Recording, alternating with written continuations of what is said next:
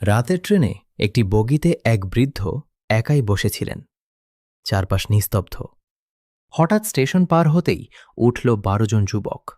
চিৎকার করে গান, অশ্লীল হাসি আর ছুরি দিয়ে আম কেটে খাওয়া শুরু করল। এক যুবক বলল, চল চেন টানি। আরেকজন বলল। আরে পাগল, ৫০০ টাকা জরিমানা, না হলে জেল। প্রথমজন হাসল আর বলল, চল ১০০ করে চাঁদা তুলি, ১২ জনে ১২০০ টাকা জরিমানা দিব, বাকি টাকা দিয়ে লাঞ্চ করব। তৃতীয় যুবক বৃদ্ধের দিকে তাকিয়ে ফিসফিস করে বলল, চেইন টানার দোষটা এই বুইরাটার ঘাড়ে চাপিয়ে দেই।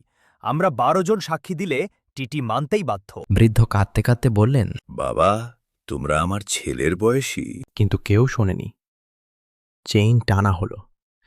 টিটি এসে জিজ্ঞেস করল, কে টেনেছে? সবাই বলল। ওই চাচা। টিটি বলল, অকারণে চেইন টানলে জরিমানা বা জেল। বৃদ্ধ শান্ত গলায় বললেন, আমি বিপদে পড়েই টেনেছি। কি বিপদ? ওরা আমার গলায় ছুরি ধরে ১২০০ টাকা ছিনতাই করেছে।